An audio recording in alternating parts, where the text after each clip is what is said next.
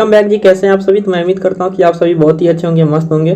तो आज हम लोग क्या करने वाले हैं, विज्ञान चैप्टर नंबर आपका 10 है, प्रकाश के परावर्तन और आवर्तन चैप्टर का जो है वन शॉट ऑब्जेक्टिव क्वेश्चन करेंगे, जो टोटल 120 क्वेश्चन रहने वाला है और आपके एग्जाम के लिए काफी महत्वपूर्ण है। ठीक है जी, तो चलिए जानते हैं सबसे पहले क्या पढ़ने वाले हैं हम लोग।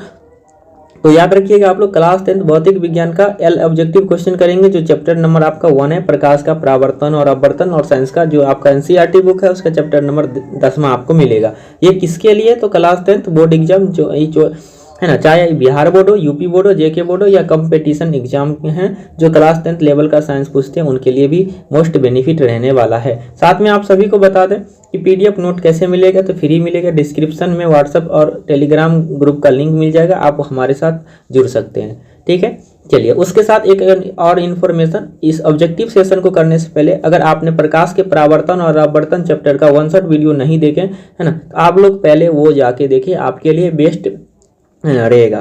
ठीक है जी, क्योंकि वहां से अगर आपने थ्योरी एक बार पढ़ लिया तो सारे ऑब्जेक्टिव क्वेश्चन आपको बड़ी ही आसानी से बन जाएंगे और आपके एग्जाम में एक भी क्वेश्चन नहीं छूटने वाला है। ठीक है जी, चलिए तब पहला क्वेश्चन यहाँ से शुरू होगा, प्रकाश के परावर्तन और अपवर्तन चैप्टर का। तो पहला क्वेश्चन यहाँ से ध्यान से देखिएगा कि प्रकाश के परावर्तन से जो है वो क्या निर्धारित होता है। ठीक है, तो प्रकाश के परावर्तन से जब आपको मैंने पढ़ाया था तो बताया था कि प्रकाश के परावर्तन का पहला नियम क्या कहता है कि आपतन कोण बराबर होता है परावर्तन कोण के। तो ऑप्शन नंबर आपका ए जो है बिल्कुल सही उत्तर हो जाएगा।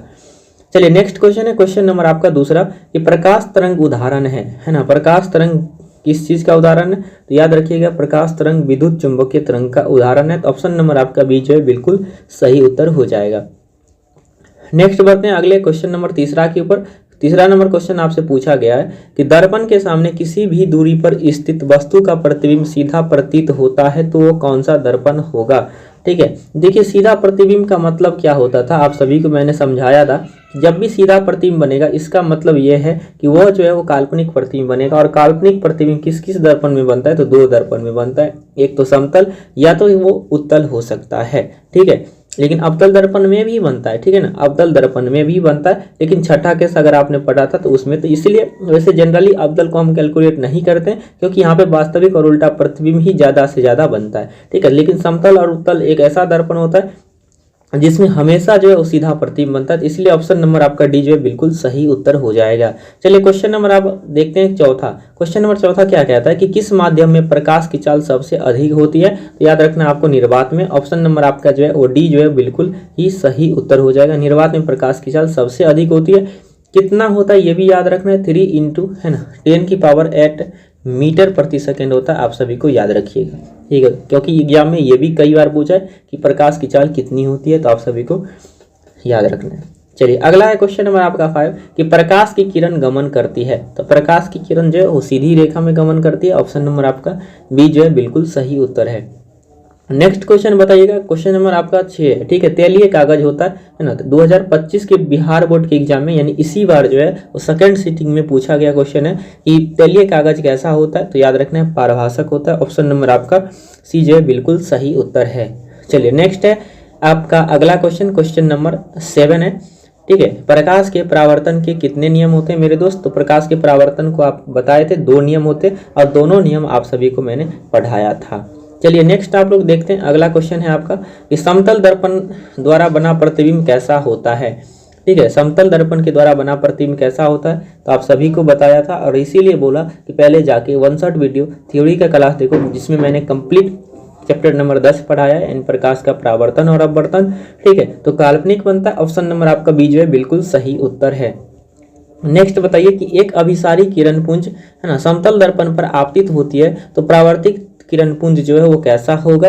ठीक है, तो याद रखिएगा अभिसारी ही होगा। अगर अभिसारी आ रहा है तो अभिसारी होगा, याद रखिएगा समतल दर्पण में अगर अभिसारी किरण पुंज आ रहा है तो अभिसारी, अपसारी आएगा तो अपसारी, समांतर आएगा तो समांतर होगा। चलिए नेक्स्ट क्वेश्चन, क्वेश्चन नंबर 10 है कि किसी समतल दर्पण का जो आवर्धन होता है वो कितना होता है, याद रखिएगा प्लस का 1 होता है। ऑप्शन नंबर आपका ए जो है वो बिल्कुल ही सही उत्तर है।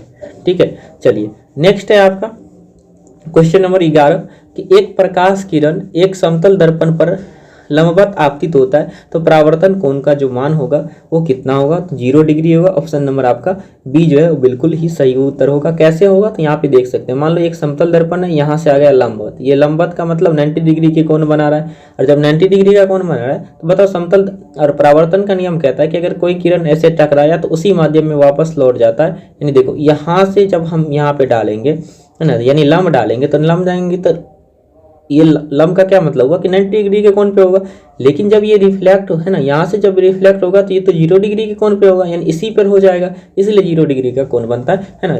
आप लोग जल्दी जल्दी में ये जो है ऑप्शन नंबर बी मत करना, ठीक है, टिकट मत करना, क्योंकि हो सकता है आपसे गलती हो जाए। 90 डिग्री इसका सही उत्तर नहीं होगा, ठीक है। कैसे होगा तो आपने समझ लिया है। चलिए आगे ध्यान से देखिएगा, क्वेश्चन नंबर आपका 12 है कि गोलीय दर्पण की फोकसांतर और वक्रता त्रिज्या के बीच क्या संबंध होता है। तो आप सभी को बताया था कि F बराबर R/2, F बराबर R/2 होता है।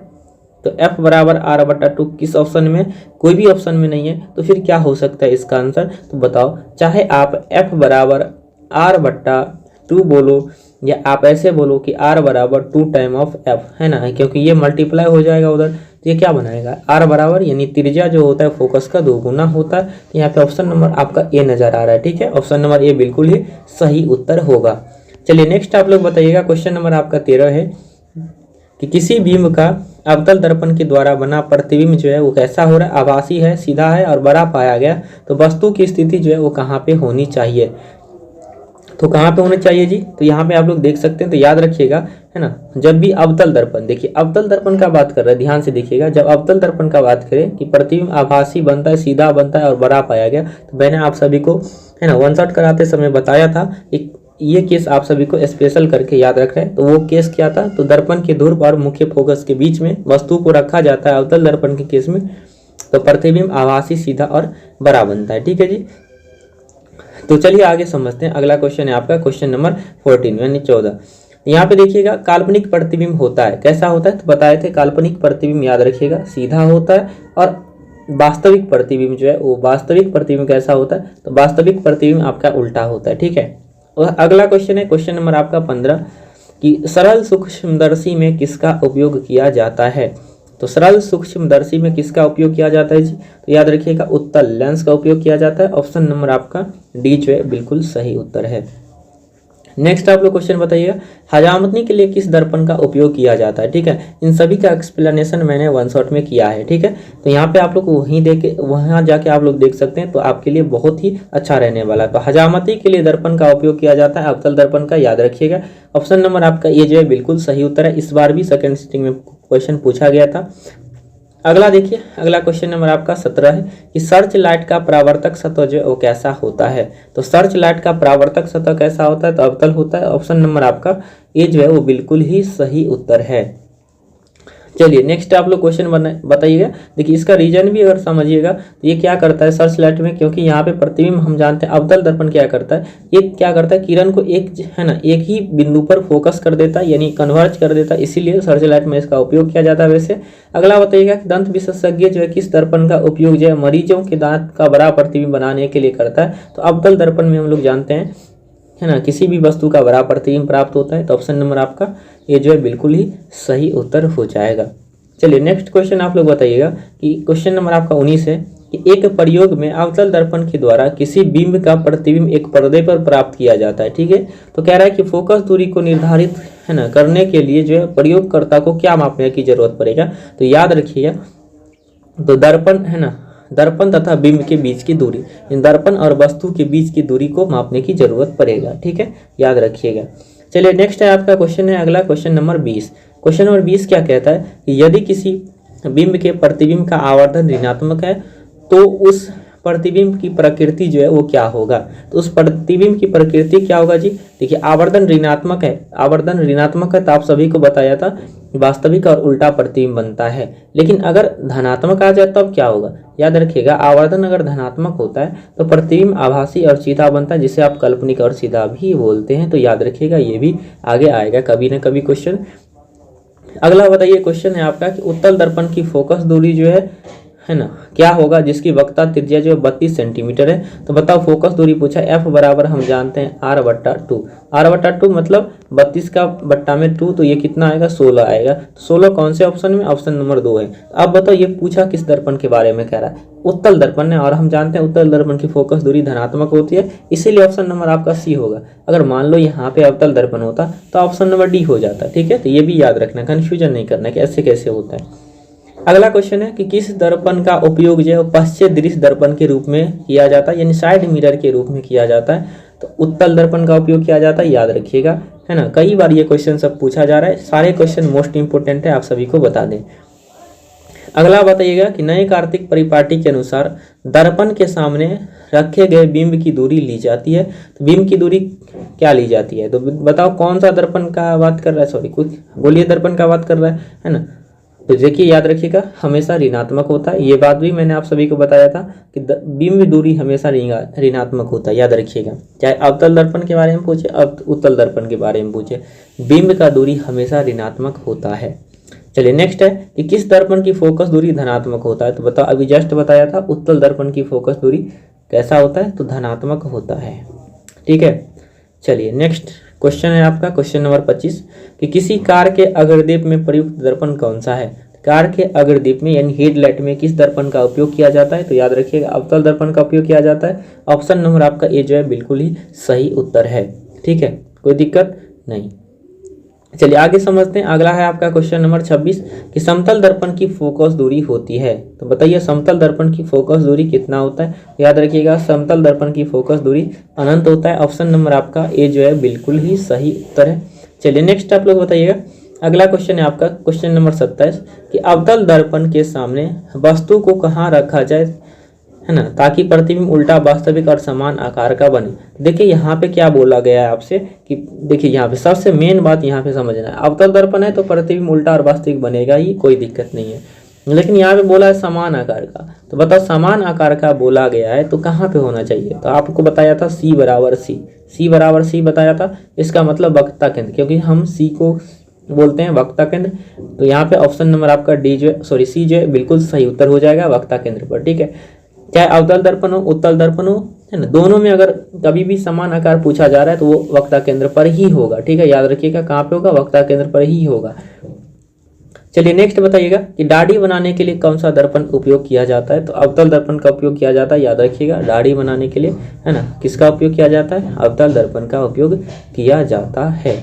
चलिए नेक्स्ट आप लोग बताइएगा। अगला क्वेश्चन है कि किसी अवतल दर्पण की फोकस दूरी और उसकी वक्रता त्रिज्या r में क्या संबंध होता है, निम्नलिखित में से कौन सा सही है। तो यहाँ पे देखिए दो रिलेशन आप सभी देखो, रिलेशन पहला f बराबर r/2, है ना। दूसरा क्या होता है, इसी चीज को आप बोल सकते हैं कि r बराबर 2 टाइम ऑफ f, यानी ऑप्शन नंबर आपका देखिए ए और बी दोनों सही है, यानी कि दोनों तरीका से डिफाइन किया जा सकता है। मैंने पहले भी अभी जस्ट बताया था। आगे देखिए क्वेश्चन नंबर आपका 30 है। क्वेश्चन नंबर 30 कहता है कि उत्तल दर्पण में बना काल्पनिक प्रतिबिंब होता है, कैसा होता है बताओ। तो देखिए उत्तल दर्पण में काल्पनिक प्रतिबिंब कैसा होता है, सीधा होता है ना, और हस्तरित होता है। ठीक है, सीधा और हस्तरित का मतलब सीधा और छोटा होता है। ठीक है, सीधा और छोटा, आप बोलिएगा सीधा और छोटा होता है। कैसा होता है, सीधा और छोटा होता है। नेक्स्ट आप लोग बताइए कि किस दर्पण से हमेशा वस्तु से छोटा प्रतिबिंब प्राप्त होता है। बताया था आप सभी को उत्तल दर्पण में। ठीक है, उत्तल दर्पण में हमेशा वस्तु से जो है वो छोटा प्रतिबिंब प्राप्त होता है, याद रखिएगा। चलिए नेक्स्ट आप लोग बताइएगा। अगला क्वेश्चन है क्वेश्चन नंबर आपका 32 कि अवतल दर्पण की फोकस दूरी होता है ना। अवतल दर्पण की फोकस दूरी कैसा होता है, याद रखिएगा, बहुत ही इंपॉर्टेंट क्वेश्चन है, ऋणात्मक होता है। ऑप्शन नंबर आपका बी जो है बिल्कुल सही उत्तर है। चलिए नेक्स्ट आप लोग बताइएगा कि गोलीय दर्पण की परावर्तक पृष्ठ की वृत्ताकार सीमा रेखा का व्यास जो है वो क्या कहलाता है ना। तो गोलीय दर्पण का द्वारक कहलाता है। ऑप्शन नंबर आपका डी जो है बिल्कुल ही सही उत्तर हो जाएगा। चलिए नेक्स्ट आप बताइएगा आप लोग, है ना। साथ में आप सभी के लिए एक रिक्वेस्ट है कि लाइव क्लास के लिए जो भी अभी तक यूट्यूब चैनल ज्वाइन नहीं किए आप लोग कर सकते हैं। ठीक है, चलिए उसके बाद आप सभी को याद रखना है यूट्यूब चैनल को जहाँ तक आप लोग शेयर करिएगा। ठीक है, लिंक आपको PDF के अंदर भी मिल जाएगा। ठीक है, और जो लोग यूट्यूब पे आके देख रहे हैं उनके लिए तो कोई बात नहीं, वो लोग सब्सक्राइब जरूर कर लेंगे। ठीक है जी, चलिए अगला बताइएगा कि किस दर्पण की फोकस दूरी, है ना, चिन्ह परिपाटी के अनुसार ऋणात्मक होती है। तो याद रखिएगा अवतल दर्पण का ऋणात्मक होता है, याद रखना है। ठीक है, और उत्तल दर्पण का धनात्मक होता है। अगला है आपका क्वेश्चन नंबर आपका 35 है कि अवतल दर्पण में आवर्धित काल्पनिक प्रतिबिंब बनाने के लिए वस्तु को कहाँ पे रखा जाए। आवर्धित का मतलब बड़ा होता है, ठीक है। काल्पनिक जानते ही हैं, काल्पनिक का मतलब सिर्फ हम कल्पना कर सकते हैं, वास्तव में प्रतिबिंब नहीं बनता है। और प्रतिबिंब कैसा होना चाहिए, काल्पनिक। तो काल्पनिक प्रतिबिंब बनाने के लिए यानी आभासी प्रतिबिंब बनाने के लिए हम कहाँ पे रखते हैं, फोकस और ध्रुव के बीच में। ऑप्शन नंबर आपका ये जो है बिल्कुल ही सही उत्तर है।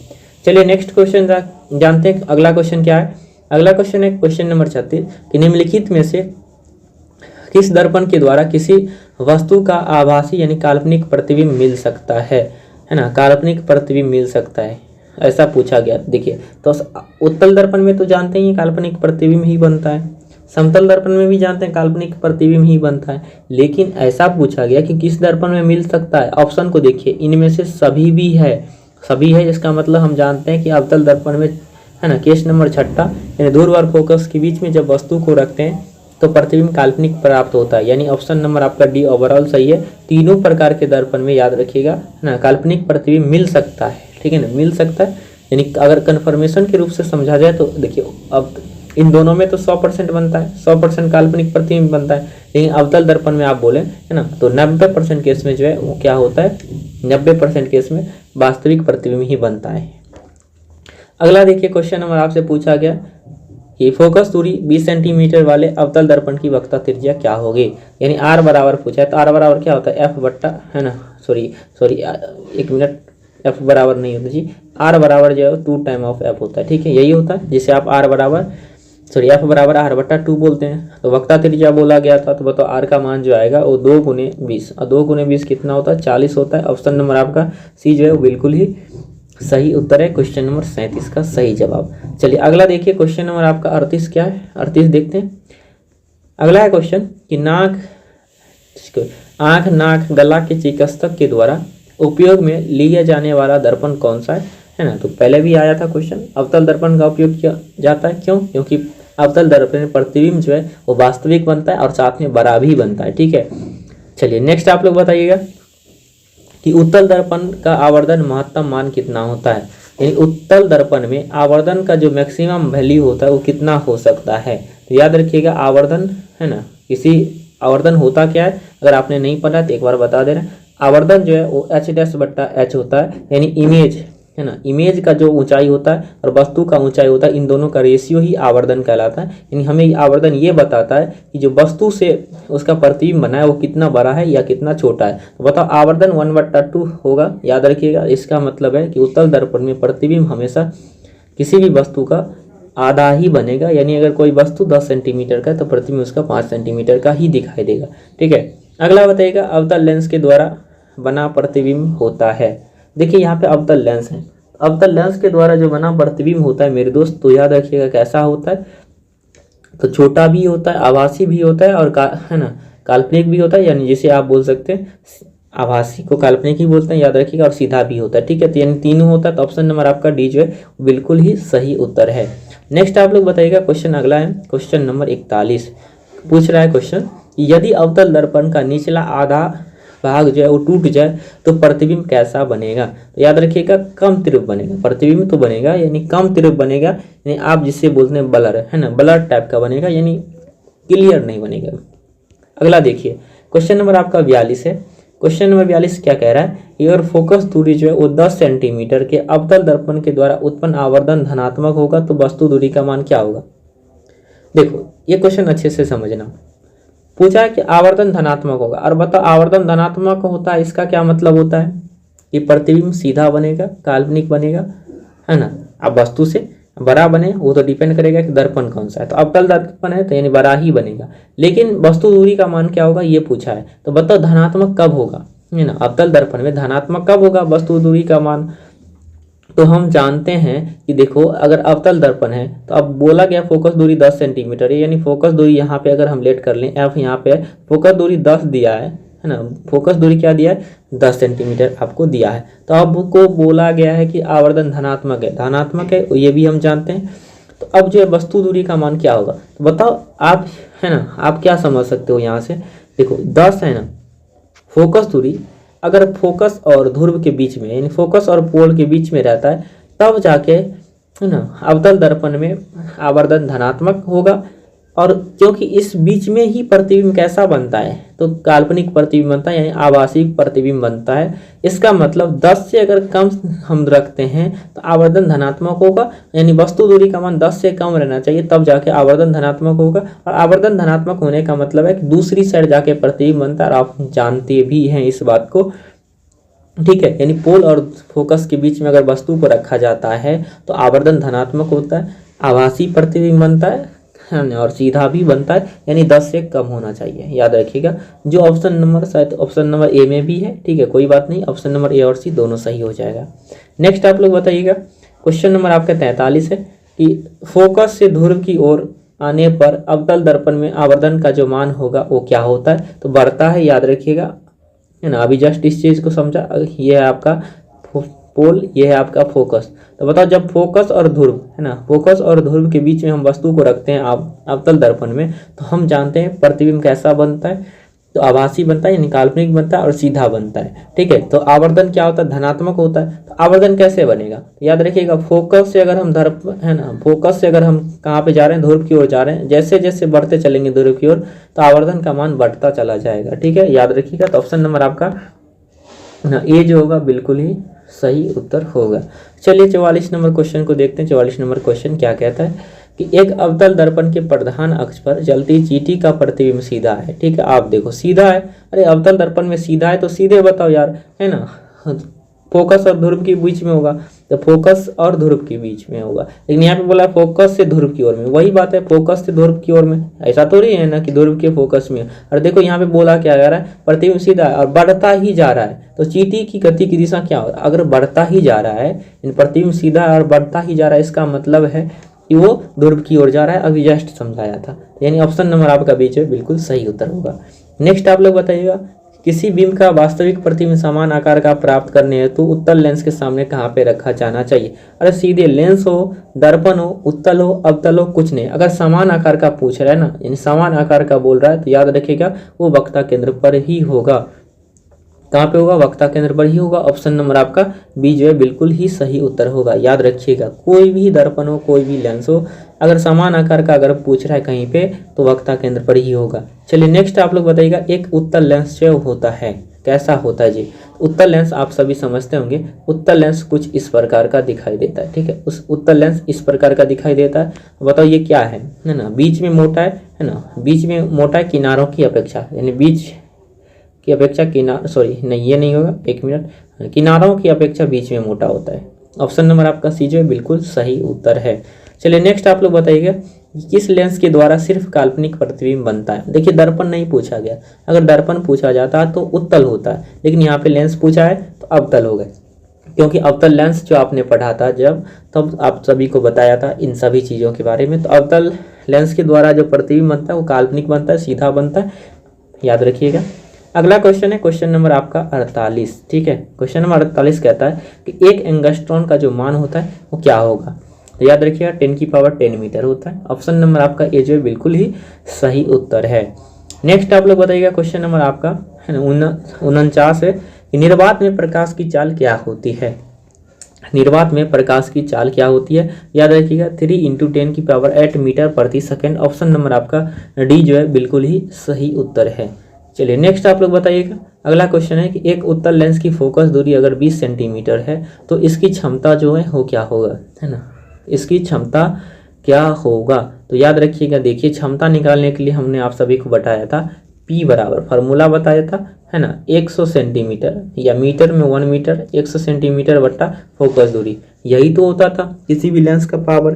तो बताओ 100, हाँ, आप फोकस दूरी कितना 20, तो 20 पंचे 100, यानी 5 बार में काटेगा। और ये लेंस कैसा है, तो ये लेंस आपका उत्तल लेंस है, और जब उत्तल लेंस है तो इसका जो है वो कैसा बनेगा जी, तो प्लस का बनेगा, या क्योंकि याद रखिएगा इसकी क्षमता जो है वो प्लस का होता है। तो ऑप्शन नंबर आपका सी जो है बिल्कुल ही सही उत्तर है, ऑप्शन नंबर सी, ठीक है। चलिए अगला बताइएगा कि कौन सा लेंस अपसारी लेंस भी कहलाता है। तो बताइए अपसारी लेंस किसको कहते हैं जी, याद रखिएगा अवतल दर्पण अवतल लेंस को हम अपसारी लेंस कहते हैं, और अवतल दर्पण को अभिसारी लेंस कहते हैं, याद रखिएगा, ठीक है। और एक बात और, यहाँ पे उत्तल लेंस को क्या कहते हैं, तो अभिसारी लेंस कहते हैं, इन डाइवर्जेंट लेंस अभिसारी, क्योंकि ये प्रकाश को क्या कर देता है, एक ही पॉइंट पे अभिसारित कर देता है, यानी कन्वर्ज कर देता है। ठीक है जी, इसीलिए हम इसको अभिसारी कहते हैं और अवतल लेंस को अपसारी कहते हैं। ये एक विभिन्न दिशाओं में किरण को फैला देता है।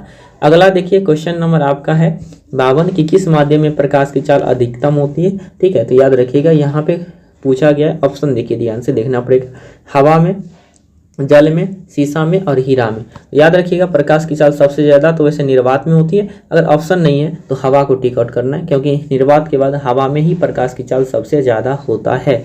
चलिए अगला बताइएगा क्वेश्चन नंबर आपका है ना, क्वेश्चन नंबर आपका कितना है 53 है कि किसका अपवर्तनांक सबसे अधिक होता है। तो कितना होता है जी, हीरा का। कई बार ये क्वेश्चन आपके एग्जाम में पूछा गया कि किसका अपवर्तनांक सबसे ज़्यादा होता है, मैंने आप सभी को पहले भी बताया था। तो हीरा का, और कितना होता है ये भी पूछा जाता है। याद रखिएगा 2.42 यानी कि 2.42 होता है, और याद रखना है आप सभी को।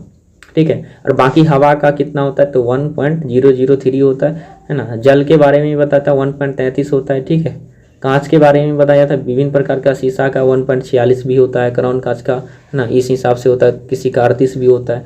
तो ये सभी का नोट जो है ना आप सभी को डिस्क्रिप्शन में लिंक है, उसके माध्यम से जुड़ जाना है। अगला बताइएगा लेंस का आवर्धन कितना होता है जी, तो V बट्टा है ना, ये आप सभी को याद रखना, लेंस का जो आवर्धन होता है वो V बट्टा U होता है। ऑप्शन नंबर आपका डी जो है बिल्कुल ही सही उत्तर है। यानी किसी भी लेंस का जो आवर्धन निकालने यानी M निकालने का जो फार्मूला होता है आप सभी को याद रखना है, M बराबर है ना V बट्टा U होता है। ठीक है, M बराबर V बट्टा U होता है।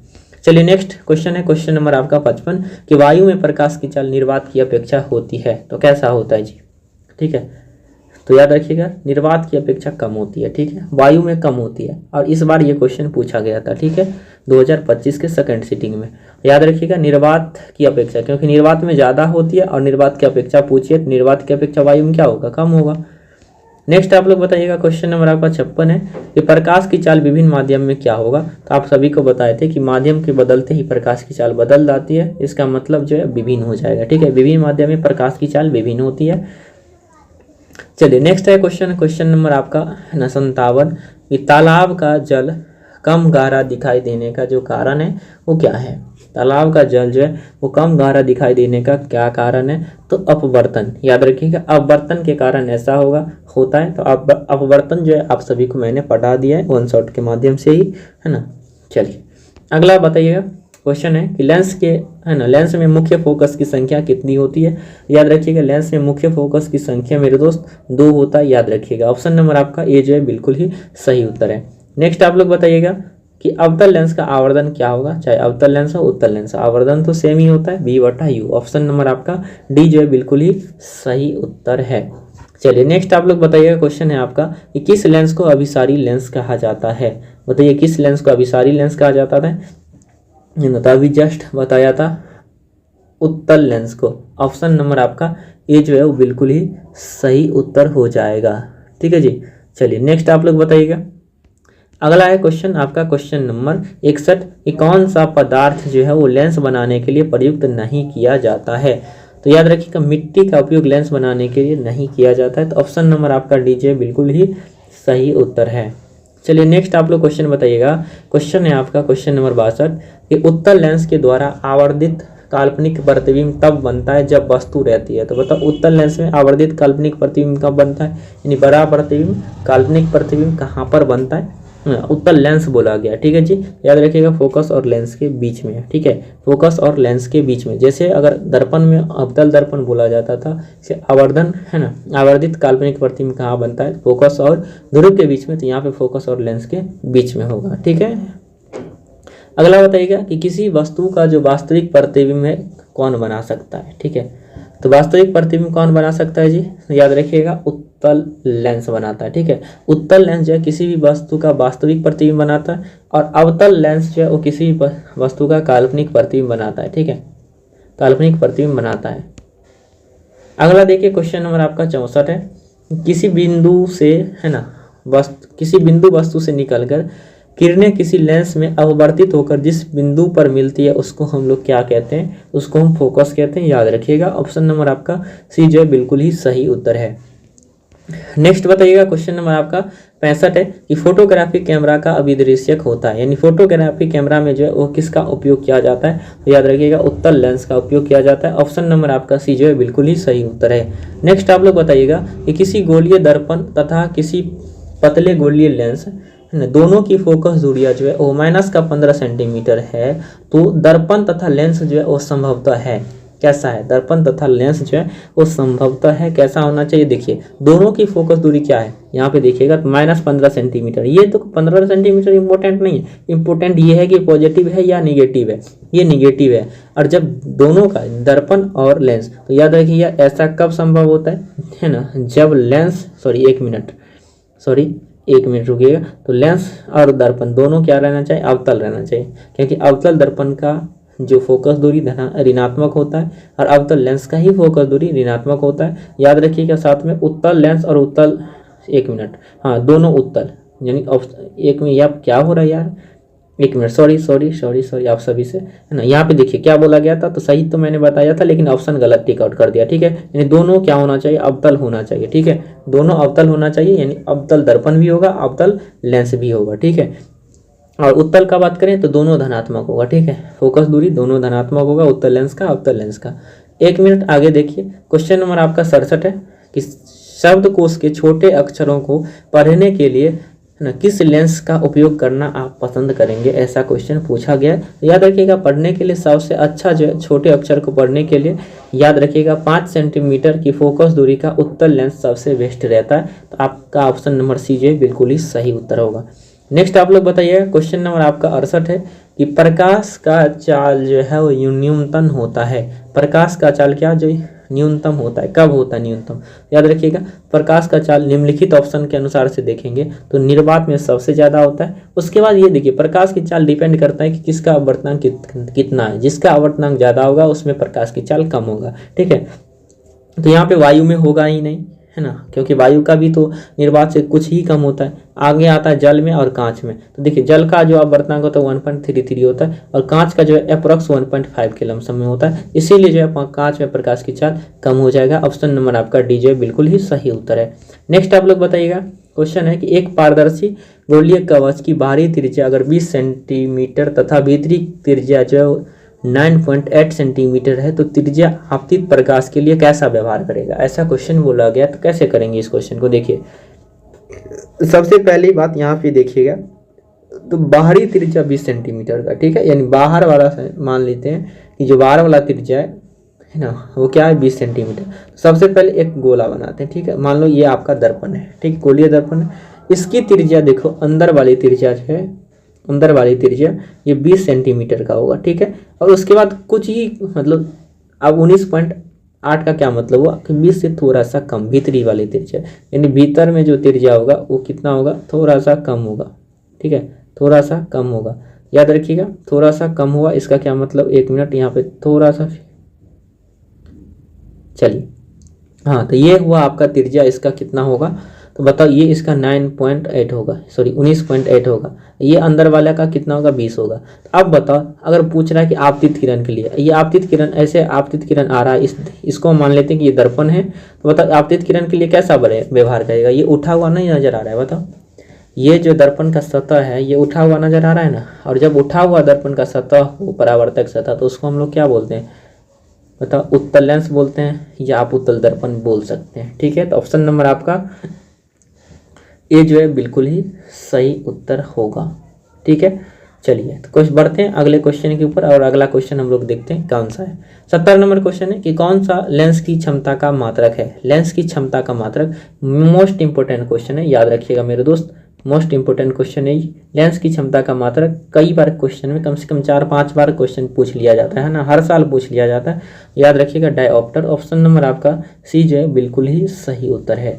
नेक्स्ट आप लोग बताइएगा, क्वेश्चन नंबर आपका 71 है। ये भी क्वेश्चन कई बार आपके एग्जाम में पूछ लेता है, ठीक है, हर एक साल पूछ लेता है, ठीक है। अगला आप देखिए क्या है ना, लेंस का आवर्तन मतलब, याद रखिएगा आवर्तन जो मात्रक विहीन होता है, इसके पास कोई भी मात्रक नहीं होता है। क्यों नहीं मात्रक होता है, क्योंकि हम आवर्तन जानते हैं m बराबर जो है वो प्रतिबिंब की दूरी और बट्टा में जो है वस्तु की दूरी होता है, दोनों दूरी है, तो दूरी का जो है वो यूनिट कट जाता है, तो इसका कोई भी ऐसा मात्रक नहीं बन पाता है। अगला देखिएगा, किसी माध्यम के लिए है ना म्यू का मान क्या होता है, तो बताओ म्यू का मान आप सभी को स्नेल का दूसरा नियम पढ़ाया था, यानी प्रकाश के अपवर्तन का दूसरा नियम क्या कहता है, साइन आई बट्टा साइन आर। याद रखिएगा, साइन आई बट्टा साइन आर। ऑप्शन नंबर आपका कौन सा सही है, ऑप्शन नंबर आपका बी। इसी ही आपको याद रखना है, इसे ही स्नेल का नियम कहा जाता है, स्नेल लॉ कहा जाता है, स्नेल का लॉ कहा जाता है, स्नेल का लॉ कहा जाता है, याद रखिएगा। अगला क्वेश्चन है कि प्रकाश के अपवर्तन के कितने नियम हैं, तो याद रखना है, चाहे प्रकाश का अपवर्तन पूछे या प्रकाश का परावर्तन पूछे, दोनों के लिए सेम है, दो ही नियम होते हैं दोनों के लिए, ठीक है। अगला है क्वेश्चन आपका क्वेश्चन नंबर 74। मैंने आपको पहले ही बता दिया था, हीरे का अपवर्तनांक होता है 2.42 यानी 2.42। ऑप्शन नंबर आपका डी जो है वो बिल्कुल सही उत्तर है, ठीक है। चलिए नेक्स्ट आप लोग बताइएगा कि किस लेंस की फोकस दूरी धनात्मक होता है। बताए थे उत्तल लेंस का फोकस दूरी धनात्मक होता है, लेंस पूछा गया था इसीलिए लेंस का ही जवाब देंगे, ठीक है। चलिए अगला बताइएगा कि विरल माध्यम से सघन माध्यम में जाती हुई किरणें मुड़ जाती है, ठीक है। याद रखिएगा कहाँ पे मुड़ जाती है, तो अभिलंब की ओर मुड़ जाती है। जब प्रकाश की किरण विरल माध्यम से सघन माध्यम में जाती है, यानी कम अपवर्तनांक से, कम अपवर्तनांक वाले को विरल माध्यम कहते हैं, ज़्यादा अपवर्तनांक वाले को है ना क्या कहते हैं, सघन माध्यम। तो जब कम अपवर्तनांक से ज़्यादा अपवर्तनांक में जाएगा कोई भी प्रकाश की किरण तो अभिलंब की ओर मुड़ जाता है। इसको अगर आप रेजर मीडियम ढेसर मीडियम मान लीजिए, है ना। यहाँ पे अगर प्रकाश की किरण ऐसे आता है, अभिलंब होता है ऐसे आता है, ये किरण ऐसे मुड़ जाएगा, ठीक है ना, ऐसे मुड़ जाएगा, बेंड कर जाएगा इसके ओर। चलिए, और अगर सघन माध्यम से विरल माध्यम में जाएगा तो याद रखिएगा, सघन माध्यम से अगर विरल माध्यम में जाएगा तो इसी का उल्टा होगा, अभिलंब से दूर हट जाती है। याद रखिएगा कब, जब सघन माध्यम से यानी डेंसर मीडियम से रेरर मीडियम में डी से आर की ओर जाता है, ये दूर हट जाता है, ठीक है, दूर हो जाता है। क्या हो जाता है, दूर हो जाता है, ठीक।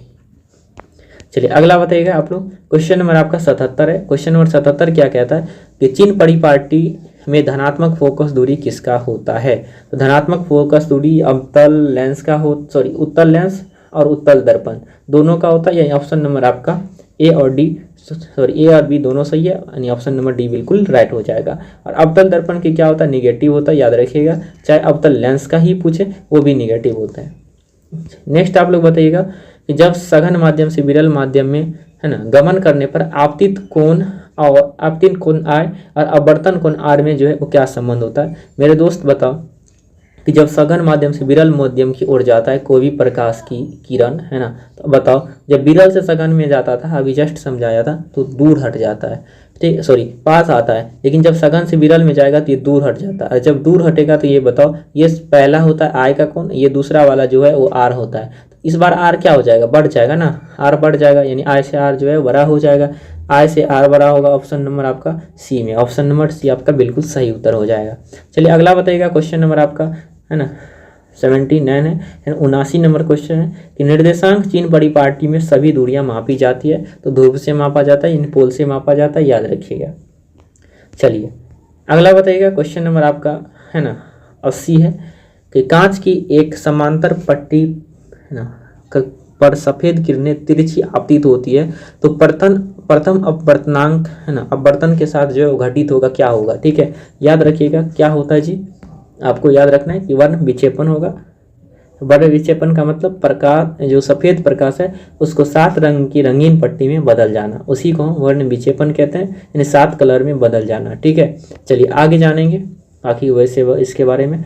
बताइए अगला क्वेश्चन है कि वायु का निरपेक्ष अपवर्तनांक कितना होता है वास्तव में, तो याद रखिएगा 1.0003 होता है वायु का अपवर्तनांक पूछा है, इतना होता है, याद रखिएगा। और ये 1 से ज़्यादा है कि कम है, बताओ, ये 1 से ज़्यादा है, यानी ऑप्शन नंबर आपका बी जो बिल्कुल ही सही उत्तर है।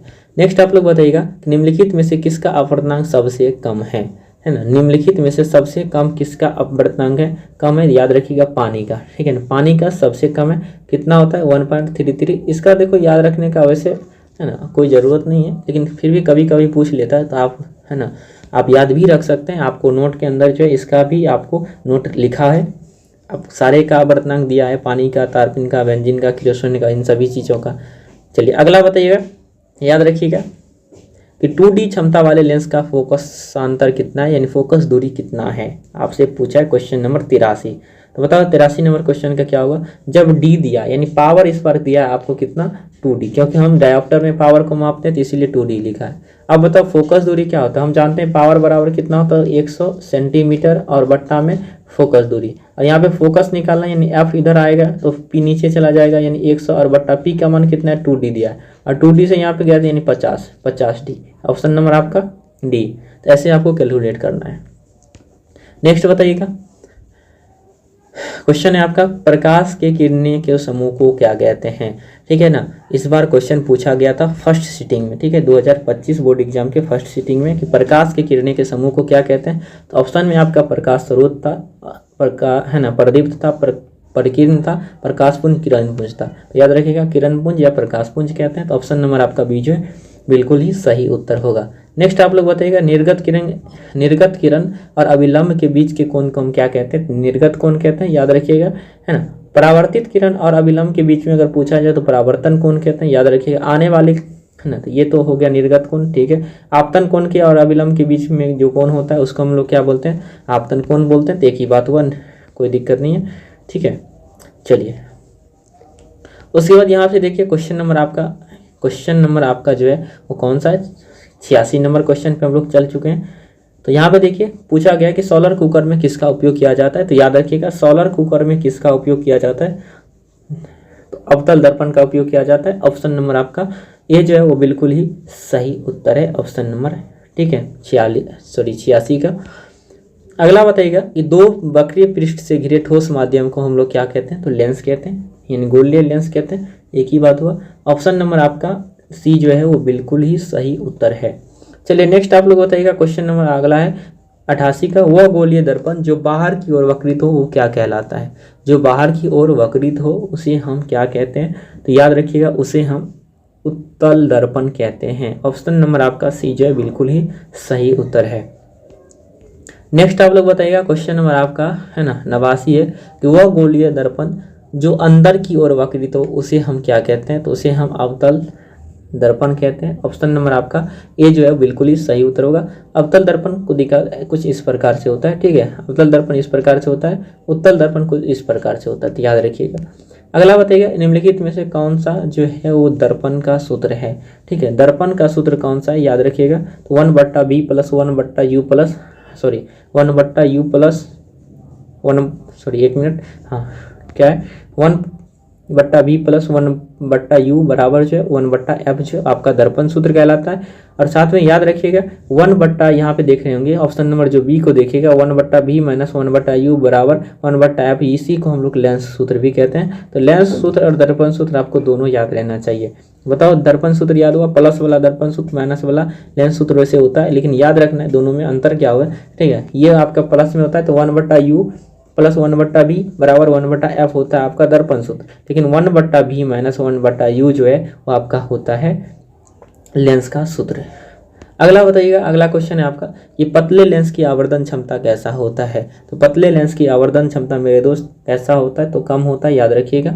अगला क्वेश्चन है कि मोटे लेंस की आवर्धन क्षमता कैसा होगा। लेंस जितना मोटा होगा उसकी आवर्धन क्षमता उतना ही ज़्यादा होगा। अगला बताओ, अवतल दर्पण के मुख्य फोकस पे रखे गए, है ना, प्रतिबिंब की जो स्थिति होगी वो कहाँ पे होगा। देखो मुख्य फोकस बोला जाए ना, कभी भी आपको चाहे किसी भी प्रकार का दर्पण हो या लेंस हो या दर्पण, उत्तल हो अवतल हो, है ना, लेंस या दर्पण दोनों के लिए बता रहा हूँ। फोकस बोला जाए कि मुख्य फोकस पे बिंब को रखा जाता है या वस्तु को रखा जाता है, तो प्रतिबिंब कहाँ पे होगा, याद रखिएगा अनंत पे होगा, ठीक है। कहाँ पे होगा जी, अनंत पे होगा। कभी भी मुख्य फोकस पे बोले तो अनंत पर होगा, और अगर ऐसा बोले इसी का उल्टा कि अनंत पे वस्तु को रखा जाता है तो प्रतिबिंब कहाँ पे बनेगा, तो मुख्य फोकस पे बनेगा। एक दूसरे के उल्टा याद रखना है आप सभी को, याद रखेंगे का तरीका। अगला है कि उत्तल लेंस के मुख्य फोकस पर रखे गए, है ना, प्रतिबिंब की स्थिति क्या होगा। तो बताओ मुख्य फोकस है ना, तो याद रखिएगा मुख्य फोकस है तो अनंत पर बनेगा। ऑप्शन नंबर आपका बीच है बिल्कुल ही सही उत्तर है। चलिए नेक्स्ट बताइएगा, अगला क्वेश्चन है क्वेश्चन नंबर आपका 95। फिर से वही बात, मुख्य फोकस आया, ठीक है। तो मुख्य फोकस है तो आपको याद रखना है अनंत पे बनेगा। ऑप्शन नंबर आपका डी जो है बिल्कुल सही उत्तर है। नेक्स्ट है कि अवतल लेंस के सामने अनंत पर रखे गए बीम का जो स्थिति होगा क्या होगा। बताओ, अभी जस्ट बताया था अनंत पे रहेगा तो फोकस पे रहेगा तो अनंत पे, अनंत पे बोल रहा है तो अनंत पे है तो इस बार कहाँ पे बनेगा, फोकस पे। ऑप्शन नंबर आपका बी जो है बिल्कुल सही उत्तर है। नेक्स्ट आप लोग बताओ, यहाँ पे फिर से आया अवतल दर्पण अनंत पे रखेंगे बीम कहाँ पे बनता है, तो ये अनंत पे है तो फोकस पे बनेगा। ठीक है, यानी वस्तु को अगर अनंत पे रखते हैं तो प्रतिबिंब कहाँ पे बनेगा, फोकस पे। यानी ऑप्शन नंबर आपका डी जो है बिल्कुल ही सही उत्तर है। नेक्स्ट आप लोग बताइएगा कि लेंस के प्रकाशिकी केंद्र से गुजरने वाले है ना प्रकाश की किरण अपवर्तन के साथ जो है वो क्या हो जाता है। ठीक है, जब भी लेंस के प्रकाशीय केंद्र से अगर कोई भी प्रकाश की किरण गुजरती है तो अपवर्तन के साथ क्या होता है, बताओ जी। 98 नंबर क्वेश्चन का जवाब, तो बिना विचलन के साथ जो है वो निर्गत हो जाती है, कोई भी डेविएशन नहीं होता है। जब भी प्रकाशीय केंद्र से गुजरता है तो याद रखिए कि बिना विचलन के साथ गुजर जाता है, यानी सीधे सीधे गुजर जाता है। ठीक है, सीधे सीधे गुजर जाता है। चलिए अगला क्वेश्चन है कि मुख्य फोकस से गुजरने वाली प्रकाश की किरण है ना उत्तल लेंस के अपवर्तन के पश्चात क्या होता है। उत्तल लेंस के अपवर्तन के पश्चात जो है वो क्या होता है, तो याद रखिएगा। ठीक है, तो निर्गत किरण मुख्य अक्ष के समांतर हो जाती है। नेक्स्ट आप लोग बताइएगा, मुख्य अक्ष के समांतर आने वाली कोई भी प्रकाश की किरण अवतल लेंस के अपवर्तन के पश्चात क्या होता है, यानी अवतल लेंस से अपवर्तन के पश्चात जो है वो क्या होता है, तो याद रखना है आप सभी को, उसी दिशा में वापस परिवर्तित हो जाता है, यानी उसी दिशा में जो है वो लौट आती है। सॉरी एक मिनट, है ना मैंने गलती बताया शायद। मुख्य अक्ष के समांतर आने वाली है ना प्रकाश की किरण अवतल लेंस में अपवर्तन के पश्चात क्या होता है, तो याद रखना है कि निर्गत किरण मुख्य अक्ष से दूर चली जाती है। ऑप्शन नंबर आपका डी है बिल्कुल ही सही उत्तर है। चलिए नेक्स्ट आप लोग बताइएगा, क्वेश्चन नंबर आपका 101 है। ठीक है, 101 क्वेश्चन है, बताइएगा कि विशालकाय शीशा यानी मैग्नीफाइंग ग्लास होता है। इस बार सेकंड सीटिंग में क्वेश्चन पूछा गया था, यानी 2025 में इस बार जो एग्जाम हुआ है तो सेकंड सीटिंग में ये आया हुआ क्वेश्चन है। विशालकाय शीशा यानी मैग्नीफाइंग ग्लास जो है वो होता है किस चीज़ का, याद रखिएगा उत्तल लेंस का होता है। ऑप्शन नंबर आपका बी जो है बिल्कुल ही सही उत्तर है। चलिए नेक्स्ट आप लोग बताइएगा, अगला क्वेश्चन 102 नंबर क्वेश्चन कि एक व्यक्ति जो है वो समतल दर्पण की ओर है ना 4 मीटर प्रति सेकंड की चाल से आ रहा है, तो व्यक्ति को समतल दर्पण में अपना प्रतिबिंब जो है वो किस चाल से आता हुआ प्रतीत होगा। तो याद रखिएगा मैंने समतल दर्पण जब पढ़ाया था तो आप सभी को ई कंसेप्ट के बारे में बताया था और साथ में क्वेश्चन भी कराया था। तो बताओ क्या होता था, तो जो वेलोसिटी ऑफ ऑब्जेक्ट होगा वो 2 टाइम होता है, दुगुना होता है ना वेलोसिटी ऑफ इमेज का। ठीक है, यानी दुगुना हो जाता है। तो बताओ 4 का दुगुना कितना होगा, तो 4 गुने 2, ये तो कोई कहने वाली बात है 8, यानी 8 मीटर पर सेकंड होगा। ठीक है, अगर मान लो 5 मीटर प्रति सेकंड अगर क्वेश्चन ने पूछा है तो 8 होगा। ठीक है, सॉरी 5 दूना 10 होगा। अगर मान लो कि प्रतिबिंब 20 मीटर प्रति सेकंड से आ रहा है तो सॉरी वस्तु आ रहा है 20 मीटर प्रति सेकंड से, तो प्रतिबिंब जो है आपका दिखाई देगा 40 मीटर से। ठीक है, तो याद रखिएगा। अगला बताइएगा, संयुग्मी फोकस संभव है, मतलब ऐसा कौन सा दर्पण है जहाँ पे 2 फोकस दूरियां होती हैं। ठीक है, यानी 2 फोकस होती है, तो बताओ 2 फोकस किस में होता है, अवतल दर्पण में होता है। ऑप्शन नंबर आपका बी जो है बिल्कुल ही सही उत्तर है, मतलब 2 फोकस की तरह वर्क करता है। ठीक है, यानी 2 फोकस कहने का मतलब है कि यार ये प्रतिबिंब जो बनाता है ना वो वास्तविक और काल्पनिक दोनों बनाता है, तो हम बोल सकते हैं कि यार 2 फोकस की तरह कार्य कर रहा है। ठीक है, चलिए अगला बताओ कि किसी दर्पण का मध्य बिंदु क्या कहलाता है। ठीक है, किसी दर्पण का जो है वो मध्य बिंदु क्या कहलाता है, तो ध्रुव कहलाता है। याद रखिएगा ऑप्शन नंबर आपका बी जो है बिल्कुल ही सही उत्तर है। नेक्स्ट आप लोग बताइएगा कि समतल दर्पण में वक्ता त्रिज्या आर जो है वो कितना होता है। समतल दर्पण का बताए थे तो समतल दर्पण का कितना होता है, अनंत होता है। याद रखिएगा फोकस दूरी या वक्ता त्रिज्या अनंत होता है। ठीक है, चलिए नेक्स्ट बताइएगा कि प्रतिबिंब की ऊंचाई और वस्तु की ऊंचाई के अनुपात को हम लोग क्या कहते हैं, तो आवर्धन कहते हैं। याद रखिएगा आप सभी से, ये 2 नंबर में भी पूछा जाएगा, 1 नंबर में भी पूछा जाता है, कई बार पूछा जाता है। ठीक है, चलिए नेक्स्ट आप लोग बताइएगा कि गोलीय दर्पण जिसका दृश्य क्षेत्र जो है वो बहुत ही बड़ा होता है यानी विस्तृत होता है, वो आपका होता है उत्तल दर्पण। ऑप्शन नंबर आपका बी जो है बिल्कुल ही सही उत्तर है। ठीक है, चलिए अगला क्वेश्चन आप सभी के लिए अच्छा सा क्वेश्चन है, जरा ध्यान से समझिएगा। ठीक है, यहाँ से आपको एक डॉट भी क्लियर होगा कि काल्पनिक प्रतिबिंब और वास्तविक प्रतिबिंब में आखिर क्या अंतर होता है। देखिए यहाँ पे अंतर क्या है, तो याद रखिएगा कि वास्तविक प्रतिबिंब को पर्दे पर प्राप्त किया जा सकता है। ठीक है, जबकि काल्पनिक प्रतिबिंब को नहीं किया जा सकता है। क्यों, इसका रीजन समझिए। इसका रीजन क्या होगा, याद रखिएगा ऑप्शन नंबर आपका ए जो होगा वो बिल्कुल सही उत्तर होगा। लेकिन समझते हैं, वास्तविक प्रतिबिंब में जो है प्रकाश ऊर्जा पहुंचती है, यानी वास्तव में पहुंचती है, इसीलिए वास्तविक प्रतिबिंब बनता है। जबकि काल्पनिक प्रतिबिंब में ऐसा नहीं होता है, हम सिर्फ कल्पना करते हैं, इमेज कर पाते हैं, ठीक है ना, उस चीज़ों को सिर्फ हम विजुअलाइज कर पाते हैं, इसीलिए जो है वो काल्पनिक प्रतिबिंब को जो है वो पर्दे पर भी प्राप्त नहीं किया जा सकता और काल्पनिक प्रतिबिंब ऐसा बनता है, ठीक है। चलिए, क्योंकि वहाँ पे प्रकाश की ऊर्जा नहीं पहुँच पाती है, तो ऑप्शन नंबर आपका ए जो है बिल्कुल ही सही उत्तर हो जाएगा, ठीक है। बाकी ऑप्शन आपको नहीं मिलेगा, काल्पनिक वास्तव में नहीं मिलता है, डी है ना, दोनों ऊर्जा पहुंचती नहीं, दोनों में ऊर्जा नहीं पहुंचती, ये भी बात गलत है, यानी ऑप्शन नंबर आपका सी जो है, सॉरी ए जो है बिल्कुल ही सही उत्तर है। अगला बताइएगा कि एक डायोप्टर उस लेंस की क्षमता होती है जिसकी फोकस दूरी कितना होता है, तो 1 मीटर होता है, याद रखिएगा। आपसे पूछा जाएगा आपके एग्जाम में 2 नंबर में भी कई बार पूछा गया एक डायोप्टर क्या होता है, तो याद रखिएगा एक डायोप्टर उस लेंस की फोकस दूरी होती है जिसकी फोकस दूरी 1 मीटर होती है, ठीक है। चलिए, अगला वो क्वेश्चन है आपका, क्वेश्चन नंबर आपका 110। बताइएगा कि पानी में डूबे एक उत्तल लेंस की फोकस दूरी हवा में इसकी अपेक्षा जो है वो क्या होगा, फोकस दूरी। देखो, पानी में डुबाएंगे ना तो बताओ क्या होगा, तो फोकस दूरी बढ़ जाएगा। कैसे बढ़ जाएगा, क्योंकि हवा का आवर्तन कम होता है, पानी का आवर्तन ज़्यादा होता है, इसलिए जैसे ही पानी में डुबाएंगे ये क्या हो जाता है मेरे दोस्त, तो याद रखिएगा अधिक हो जाती है। चलिए, नेक्स्ट क्वेश्चन आप लोग बताइए, क्वेश्चन नंबर 111। एक माध्यम से दूसरे माध्यम में जाने वाली प्रकाश की तरंग की दिशा में परिवर्तन को हम लोग क्या कहते हैं, है ना, दखल अंदाजी तो नहीं कहते हैं जी, है ना।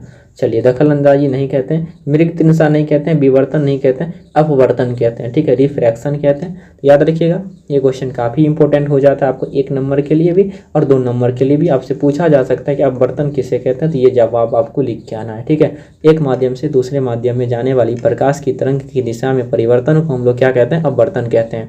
नेक्स्ट आप लोग बताइएगा कि शून्य परावर्तन वाली, है ना, प्रकाश की किरण के लिए आपतन कोण का जो मान क्या होगा, तो बताओ परावर्तन शून्य है, यानी आर का मान 0 है, तो हम जानते हैं कि प्रकाश के परावर्तन के पहले नियम से आई बराबर आर होता है, यानी आर अगर 0 है तो आई का मान भी जो है वो 0 ही होगा। ऑप्शन नंबर आपका सी जो है बिल्कुल ही सही उत्तर है। चलिए, नेक्स्ट आप लोग बताइएगा कि दूर स्थित ऊंची इमारत की छवि की पूरी लंबाई का उपयोग करके देखी जा सकती है किस दर्पण में, तो ऐसा जो है दर्पण आपका उत्तल दर्पण में ही हो पाता है, तो ऑप्शन नंबर आपका है ना ए जो है वो बिल्कुल ही सही उत्तर है। ऑप्शन नंबर आपका याद रखिएगा, उत्तल दर्पण का जो दृष्टि क्षेत्र होता है वो बहुत ही बड़ा होता है। चलिए, अगला बताइएगा क्वेश्चन नंबर आपका, क्वेश्चन नंबर आपका 114 है कि लेंस में आपतन कोण की जाया और अपवर्तन कोण की जाया का अनुपात एक स्थिरांक होता है, इसे क्या कहा जाता है, इसे प्रकाश के अपवर्तन का दूसरा नियम कहते हैं। पहला बात, प्रकाश के अपवर्तन की दूसरा नियम कहते हैं। अगर पूछता है 2 नंबर में सब्जेक्टिव में तो आपको ये चीज़ लिखना है।